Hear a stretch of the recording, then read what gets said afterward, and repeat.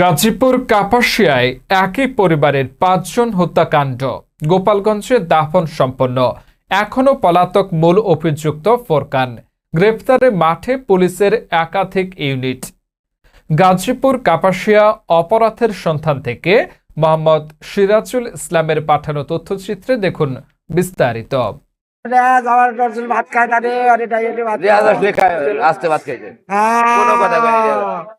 বাবা, উনি কি শারমিনের পিতা? শারমিনের বাবা, রসুলের বাবা।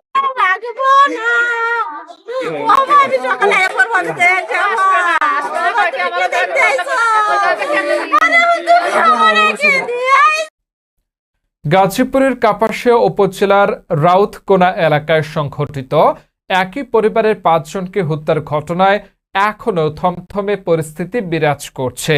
গত ৯ মে গভীর রাতে সংঘটিত এই হত্যাকাণ্ডের পর থেকে মূল অভিযুক্ত প্রথম আসামি ফোরকান মিয়া পলাতক রয়েছেন। এদিকে নিহত ৫ জনের মরদেহ রবিবার তাদের নিজ জেলা গোপালগঞ্জে জানাজা শেষে দাফন সম্পন্ন করা হয়েছে। এদিকে ঘটনাস্থলের আলামত সংগ্রহ করে পুলিশ তদন্ত কার্যক্রম শুরু করেছে। তবে হত্যাকাণ্ডের প্রকৃত কারণ উদ্ঘাটনে তদন্ত অব্যাহত রয়েছে। পরিবারের কেউই যেহেতু বেঁচে নেই, আমরা তো কারো মুখ থেকে একদিন সরাসরি জানতে পারছিলাম যে আসলে কেন তাকে ডেকে আনা হতো। তবে এটুকু আমরা শুনতে পারছি প্রতিবেশীদের কাছ থেকে যে প্রয়োজন বিষয়টা হচ্ছে ওখানে দেশি মদের খালি বোতল আমরা পেয়েছি।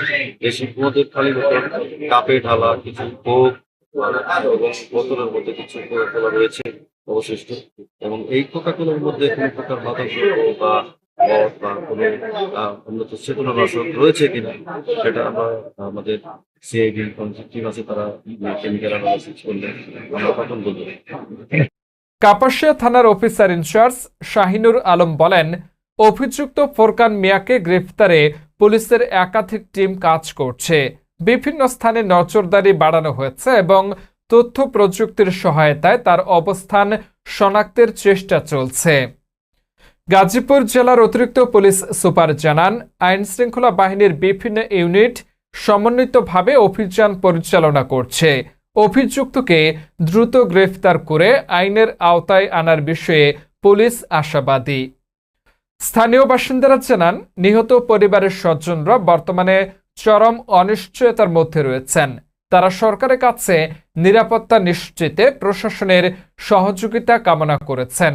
একই সঙ্গে দ্রুত তদন্ত শেষ করে ঘটনার সুষ্ঠু বিচার নিশ্চিত করার দাবি জানিয়েছেন এলাকাবাসী।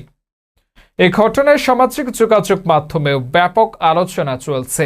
বিভিন্ন মহল থেকে দ্রুত অভিযুক্তকে গ্রেফতার এবং হত্যাকাণ্ডের সুষ্ঠু তদন্তের দাবি জানানো হয়েছে।